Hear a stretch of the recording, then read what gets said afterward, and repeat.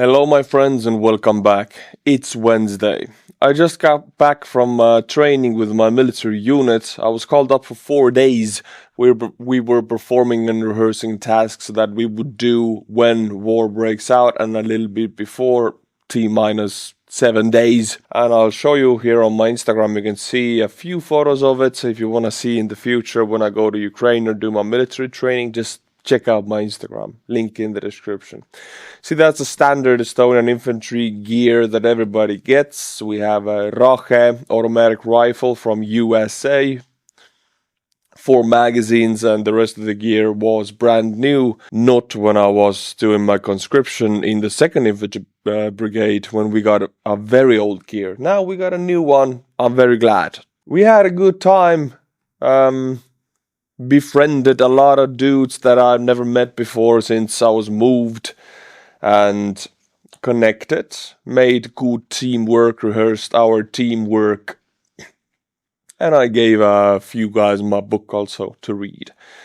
All photos taken by this nice corporal right here. Now before you go crazy saying, oh, why you show the faces, why you don't follow OPSEC, this is not a secret. These people post these photos themselves, we discussed this, it's okay. So yeah, go to my Instagram and follow if you want to see it in the future. Alright, let's get into topics.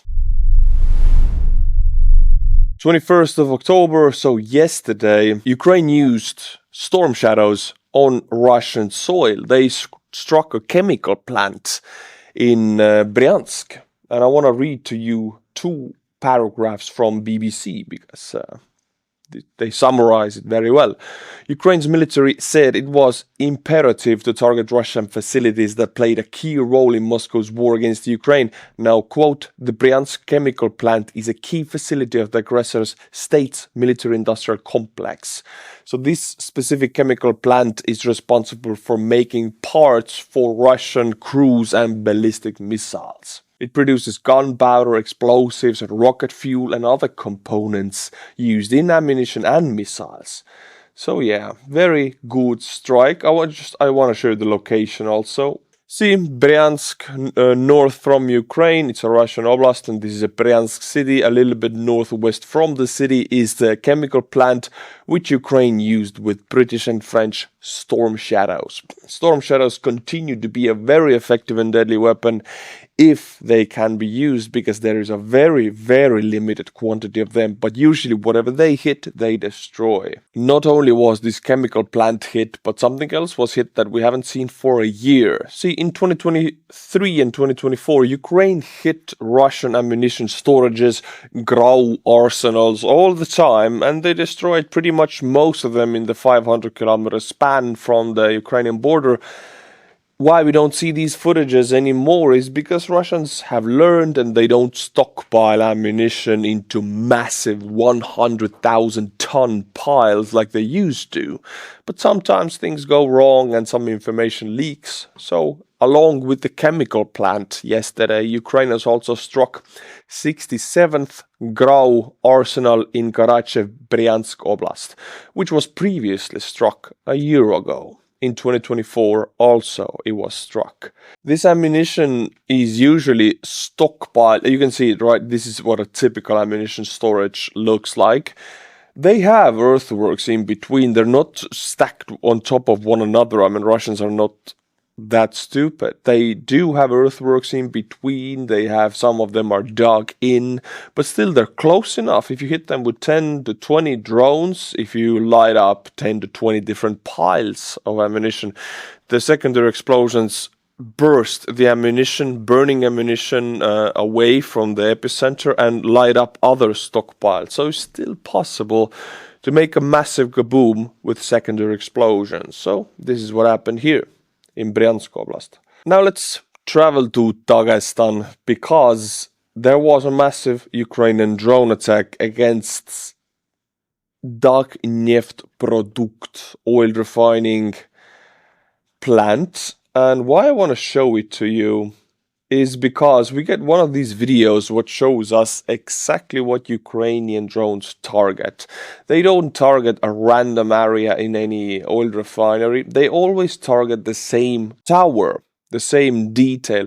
The refining tower, which is the heart of any refinery. Without it, the refining process just doesn't happen. And this is what makes the crude oil into refined oil products. You can see the Ukrainian drone. Look, it hit with insane accuracy. This tower usually is like 3 to 4, maybe 5 meters in diameter.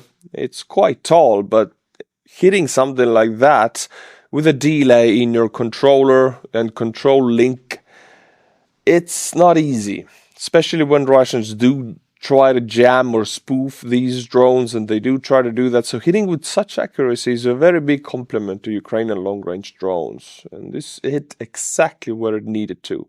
Usually they do. Also, these drones forced Makachkala airport, all flights cancelled for specific hours.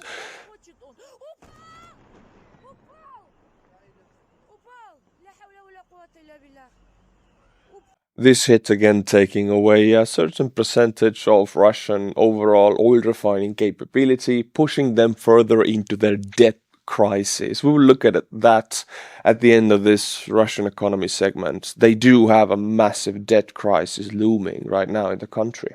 Just another symptom of that, of Russian economy going downhill. Let's go to Surgut, which is Russia's oil capital. Massive lines form at gas stations as drivers wait hours before opening to buy diluted cheap gasoline. Now, some cars might handle that diluted gasoline. Old Soviet cars, perhaps they can handle it, but newer cars, definitely Chinese and Russian made newer cars, their engines will just, I don't know how you call it in English, when they just stop and forgive me for the lack of words in English, but you will destroy your engine and it will not start again. You have to replace your entire engine block after this. But yeah, you can see a massive line. In this very same area, Russians produce a lot of oil and gas and refine oil and make gas products, and still they have massive lines here. This is just to show you that Ukrainian sanctions in the form of long-range drones, they are working, but Russia is such a vast country and the oil infrastructure has been built up by the West for the last 20 years, so it takes a lot of time and a lot of hits, hundreds of strikes to its oil refining capability, but it does show signs of breaking. Now something off pattern, because for the first time 2 oil refineries in the European Union owned by Russia go up in flames. I know it's weird, the sentence is weird. 2 oil refineries owned and controlled by Russia and used for refining crude delivered through the Druzhba pipeline from Russia exploded in the European Union. As we all know, Ukraine has been focusing down the Druzhba pipeline, striking different pumping stations on Russian oblasts. So the Druzhba pipeline would not physically be able to pump any crude oil into the European Union anymore, namely to Slovakia and Hungary. But there's also oil refineries who take this Druzhba oil and refine it, and they are not owned anymore but still controlled by some Russian companies. Number 1, Petrotel Lukoil refinery in Romania, owned by Russia. And number 2, MOL Danube refinery in the Kremlin puppet regime, Hungary. Both of these went up in flames. You can see it in the video. It's weird because I looked at this video and I heard kurva. It's always a wonderful word to hear. So yeah, I am guessing, we don't have any info, but I'm guessing it's Ukrainian work. They really want to make sure European Union gets free from its addiction of Russian oil, since still in 2025 over 10 billion euros have been pumped by European Union into the Russian budget by buying gas and oil. So yeah, Ukrainians are, I do hope these are the Ukrainians focusing down these Russian oil-owned refining capabilities in the European Union soil. It's a very strange situation, I know. Let's take a look at the macro picture. Real Russian deficit issue. And they do have a massive government deficits, especially their specific oblasts are running 30, 40, some 50% deficits this year, which, if you know anything about how governments work, it's absolutely massive. I'll read you the situation of some Russian oblasts so you get the overall picture in Russia. The Arkhangelsk region, home to about 1 million people, had 50 million rubles or $620,000 in reserve, or just 0.03% of its 156 billion ruble annual budget. Below 1% reserves. Kalmykia, remaining 40 million rubles, amounted to 0.1% of its yearly spending plan. So this is the money to spend that they have left compared to their annual budget. In the Volgograd region, reserves fell to 100 million rubles or 0.04% of its annual budget of 196 billion rubles. That's according to September, so 1 month ago. They had fallen to zero line, nothing left for the last 4 months of this year. The Belgorod region had just 200 million rubles or 0.1% left of its 184 billion ruble budget. Basically, these specific Russian oblasts are bankrupt. If they don't get a massive money injection from Moscow, from the central government, they will just default on anything that they do. I mean, they have to pay for cleanage of snow, for running of street lights, everything that local governments do in your country and in Russia also. All of that takes money, and if there's nothing to pay these workers to, infrastructure, hospitals, heat, electricity, bus drivers, whatever the city government does, these guys will not be paid, and that will be carnage. They run out of money in September. Murmansk reserves also fell below 1 billion rubles, or it's 0.7% of its annual budget, enough for about 2 days of spending. And there's a list of Russian oblasts that have 1 day to 1 week of spending money left before they're completely gone. That was September, now it's October. A total of 67 regions ended their first half of the year in the red, meaning the second half will have to be paid by the government. And they really don't. It's just going to be a wave of default payments, default salary. Imagine if you're local government, you work for the city administration, they just don't pay you.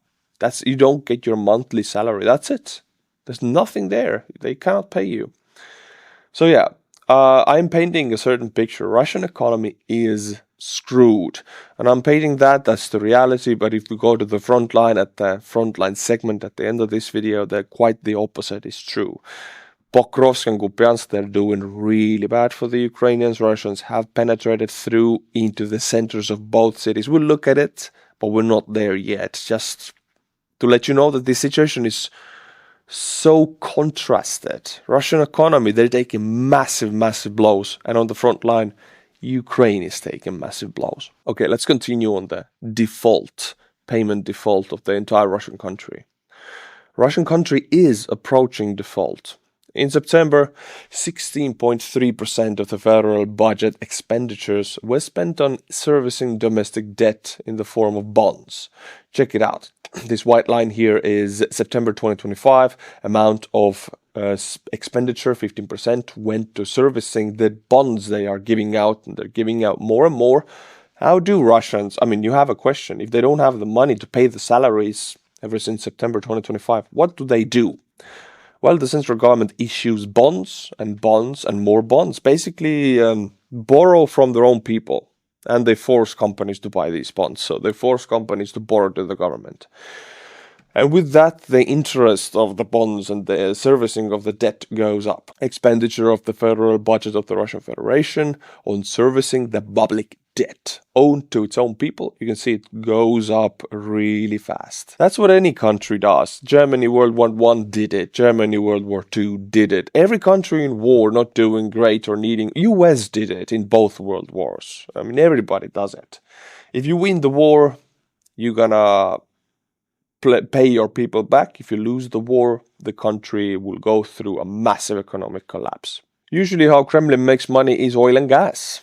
And Russian price of getting a barrel of oil out of the ground and putting it to the ship and exporting it or into the pipeline, the overall generic middle price, it varies of course, is about 15 USD per barrel. Some claim it's 45, no, it's 15. Russians pay $15 to get a barrel out. Right now, the price of Ural has fallen to $47 per barrel. It used to be 80, 70, 60, 50, and now it's 47. Brent crude is up, of course, about $15 higher. Ural goes at a discount. So Russians still get about close to 200% surplus on the price, but they made their budget with about $70 per barrel, which is about what, correct me if I'm wrong here, 450% of extra revenue. So you might think, oh, they're still getting 200% extra money of what they pump out. Well, their budgets had accounted to massively more, so they have an insane deficit. Insane. It's hard to describe how much money they're lacking right now. And the oil prices are dropping in the world right now overall, Brent and Ural. In addition to that, Russia loses its status as the world's largest gas supplier. Right now, it still has that status.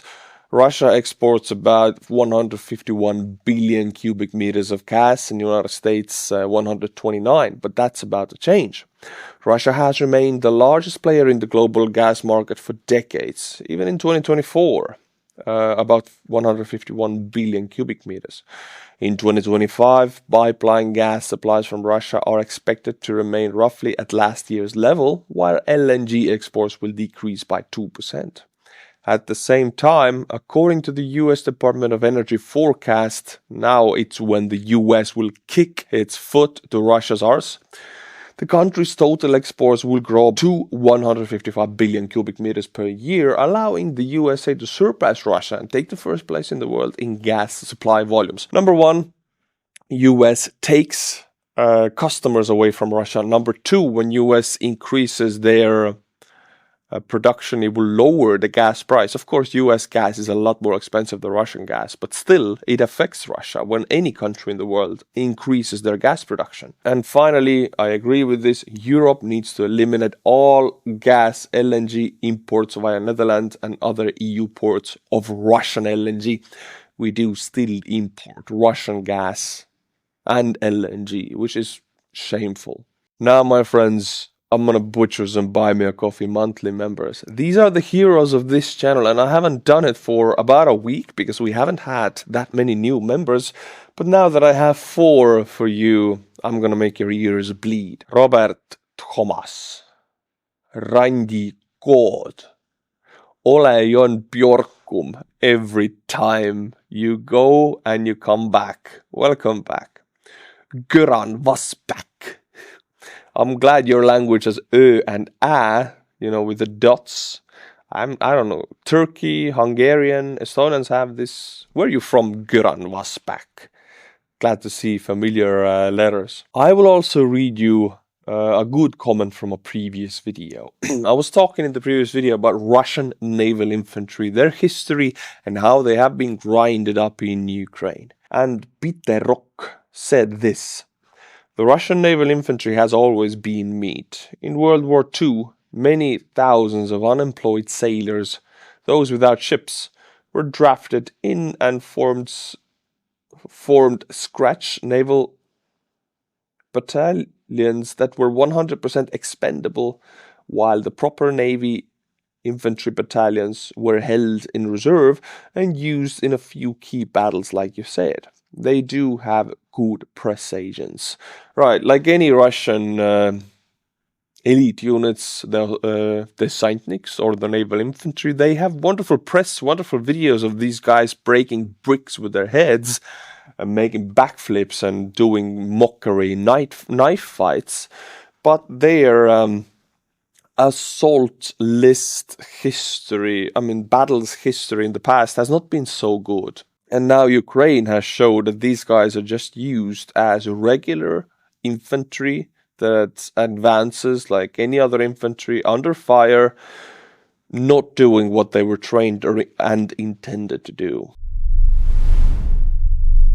Now, my friends, let's go to the frontline section. And I have plenty of videos for you today. Let's analyze and watch them. Here, Russians do another generic bike assault as they always do. Bikes not following these fields because they have a lot of butterfly, anti-infantry and anti-tank mines. They follow this road and they deployed 2 smoke screens, smoke artillery or smoke delivered by drone on 2 sides of this road. You can see 1 and 2 exactly. So this smoke screen is because then Ukrainians would have a hard time hitting them with direct fire of weapons, but drones can of course do that. But if you use it wrong, you can see, okay, why use smoke? If you use it wrong, this is what happens. These guys are driving about like 50, 60 miles per hour or 80, 90 kilometers per hour. Drive through the smoke screen, first one, immediately to the tank right behind it. Doesn't see it because the smoke, in this case the Russian smoke, works for the Ukrainians. Look at that. First one went to the tank. Second one barely misses it and makes it. So you have like a squad on bikes, they assault, they deploy the smoke screen. And it's not the Ukrainians who take them out one by one. It's their own burnt tank right after the smoke. Look at the second biker who made it. Stops and immediately goes back because he saw what he just missed. He knows everybody else will hit it. And he will be the only one alive here. So there's no point in charging anymore. He will go back. Look at the third one. Bada bam, into the smoke, into the tank. He's gone 4th, 5th, bam. It's a mountain of meat. And only the one who barely made it will go back. The rest of them just made a crash. There was no Ukrainians involved. It was Russians, their smoke and their burning tank, and a whole squad of motorcyclists have been taken out by themselves. With these bikes and with the Rasputitsa, the mud and rain season creeping in, Russians also are looking for their fundraisers, their civilians to help them. And here Russian propagandist Solovyov comes into play. You know, these guys in the previous video were using bikes. Russians also use buggies. These specific buggies are donated by Solovyov and his donators, his campaigns. Look at them. This looks like to be very soft metal and wood. And these, they don't seem to have any kind of clearance. They're quite low, the tire is quite small, and they don't have a suspension. They're buggies, very rugged and rigid. You could use them for attack in June and July. Ground is tough and dry, but now ground is wet, and these, they will be stuck in mud first time they go. And I'm here to claim that he stole the money and bought the cheapest Chinese buggies he could and stole the rest of the money, because he's Solovyov, of course. Russian Z-blogger Poznyakov accused Russian propagandist Solovyov of supplying cheap and useless equipment to the front through Solovyov's foundation. Specifically buggies that Russian soldiers simply abandon to rust and don't even want to use. Poznyakov wrote, "From the fighters in the special military operation, here are the buggies from Solovyov and his foundation that he provided to us. They're just metal, wood, and a small motorized unit. We didn't even bother sending this disgrace to the line of battle.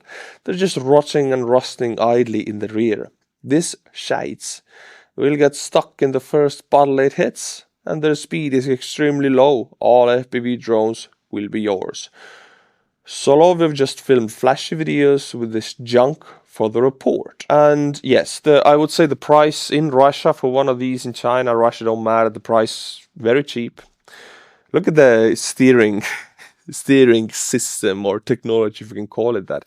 I would say you pay about 1,000 for one of it, and maybe 2,000. They're extremely cheap and they look so. And Solovyov's foundation moves millions of dollars. So Solovyov just stole a lot of money. I want to show you a video of Ukrainians destroying, this happened yesterday by the way, Ukrainians destroying Russian light aircraft. We're talking specifically about Yak-52s. Both countries, Russians and Ukrainians, use these light aircraft to go up. It has a pilot and it has one guy in the back with a machine gun, light machine gun, and they use them to destroy, in Ukrainian case, Russian Shaheds and in the Russian case, Ukrainian looter drones. So, Ukrainians are hunting these Yak aircraft also because they are anti-air defense means now. Who would have thought these planes are air defense? But they are. And they're effective. They're cheap, they're easy to run, and boom, one of them is gone. They're not expensive. And we have another one taken out here. In any kind of modern conflict, you would never expect these specific planes to be used in any role, since they more or less belong to, with their style, to sporting events or World War I or II. But here they have their roles in both armies of destroying the opposite army's long-range fixed-wing drones, since the guy in the back with the machine gun can just shoot them down. Ukrainians use a lot of them, and now they're trying to destroy Russian ones, as we can see. Now, my friends, let's go to Pokrovsk. 2 days ago, this report came in, and I'll read you newer ones also. I'm not gonna lie to you, situation is really bad in Pokrovsk, also in Bryansk. When Russian economy is doing extremely horrible and Ukrainian long-range strikes are doing extremely successful against the oil refineries, situation is quite opposite in Pokrovsk and Bryansk for the Ukrainians. The situation in Pokrovsk is rapidly worsening. The assault groups of the occupiers managed to fortify in the central part of the city and are setting up ambushes not only against Ukrainian fighters but also shooting all civilians who come into their line of sight. And Russians have shot, we have footage, I'm not going to show it to you, you can check it up yourselves. Like in Bucha and Irpin, they have shot about 10 civilians point blank on the street, just like that. So it's a repetition of Bucha and Irpin. If you know, you know. Most likely in the coming hours or days, Ukrainians will have to start clearing to completely destroy Russians who have infiltrated from the southwest flank to the city and regain full control over this sector. This was 2 days ago. This cleaning operation is happening right now. But I'm not going to claim that they have finished and cleaned it. No, Russians have a foothold in the center of Pokrovsk, that's the truth. It should also be noted that the city and especially urban battles have not yet started, and some Z generalist excitement is, to put it mildly, exaggerated. See, this is Pokrovsk, and Russians are infiltrating. You can see it, I don't see. 13th of October, on the 17th of October, south, this road going into the center of Pokrovsk, Russians following that and widening the flanks, taking over these suburbs, and the situation is getting even worse. And the fighting right now is happening in the center of the city. That doesn't mean Russians have taken over certain areas. That means that their DRGs or their specific groups, assault groups, have been discovered in this area, and Ukrainians will just look at these videos. Ukrainians are pounding them with FPVs and artillery, destroying entire buildings. There is a option or possibility that the Ukrainians will completely push this back and cut it off, but it hasn't happened yet. Some claim it has. I say it hasn't. Right now, what's going on is we have plenty of videos of these videos. This is the center of Pokrovsk. It's the train station. And this is Ukrainian strikes, and they are not striking their own. So this is the Russians in the train station, and Ukrainians are dismantling these buildings methodically to take them out. These are not battalions of Russians. These are these certain small groups that have penetrated through lines and are isolated. Now time will show if they will connect with some streets to the main Russian force. But right now there are small DRGs in specific buildings being demolished by the Ukrainians. I will now read you why this is possible. Russians should not be in Pokrovsk. There is a list of Ukrainian commanders' mistakes and failures that have made it possible that Russians have penetrated into the center of the city. And there are these mistakes. If I would not talk about it, I would not speak the whole truth to you. There's 3 different situations that happened in the last month or 2 that led up to this moment. And because of these 3 different situations, in the last 6 months, my prediction is that Ukraine will perform an effective but a slow fighting retreat from Pokrovsk that resembles Bakhmut and Avdiivka. Russians taking massive casualties, but taking Pokrovsk in the end. Check it out. Number one, a situation where a brigade commander lied or concealed the loss of positions in the responsibility zone. So, sub-unit commander did not report the problem. Number two, a situation where the commander of tactical or operational unit ignored or concealed reports sent by the commands of subordinate brigades. And this is can be summarized by superior commander not reacting to sub-unit reports. This is all specific things that happen. I will not read you to save your time, but these all happened in 2025 in specific dates. Specific positions were lost or ignored, the loss of which were ignored, and this is why Russians were able to advance. Number three, a situation where both brigade commanders and the commander of a tactical or operational unit lied. This happened in June 2024, so a year ago.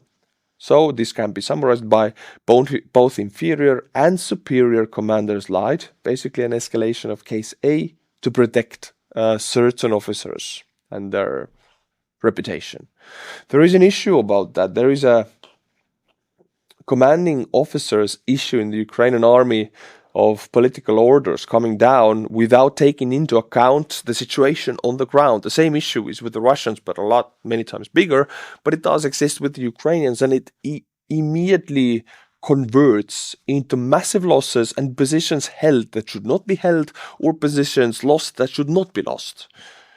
I could go into detail here, but that would take a lot of the time of this video. I just summarized it in a very broad scale. The point is, certain positions around Pokrovsk were reported overrun a few months ago, and they were not reported up to save reputations of some commanders. Then Russians advanced, and by the time this information got up, it was already too late. And this happened many times.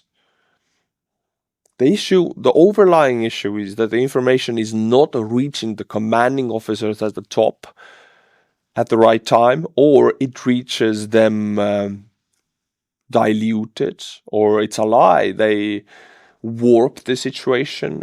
The real information does not get to them in real time. Commanders are worried about their positions and reputation. Now, another Ukrainian army issue, which is true with the Russians also, but I will focus on the Ukrainian issue right now because I think not many channels talk about this that you guys watch. Because I know what you guys watch, I see it on YouTube Analytics, and I know what these guys talk about, and they tend not to talk about Ukrainian problems. And I think you should know about this. Ukraine's persistent manpower shortage remains a central issue. As October 2025 draws to a close, it's been 2 years since our warnings began about the growing deficit. Now estimated around 10,000 troops per month, that's the deficit. Over that period, this amounts to more than 200,000 soldiers who were never rotated, trained or deployed to reinforce defenses. Despite having plenty of eligible men and women aged 25 to 40, mobilization progress remains limited, which continues to embolden Russia.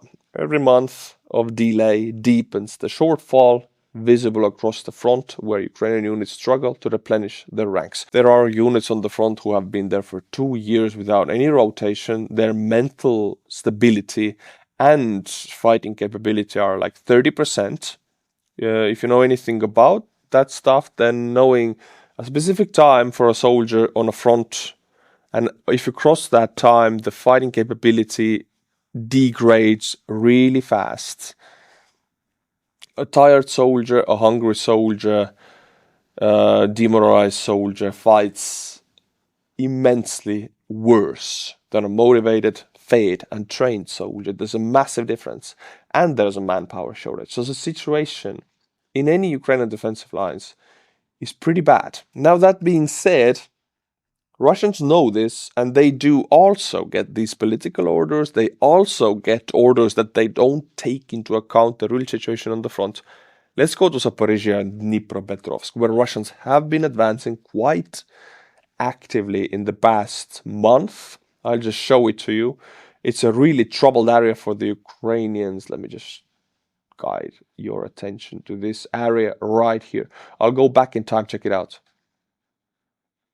So, Russians have been stockpiling armor in this area for 6 months. Now they have been using, I will show you the 4th armored attack in the last week.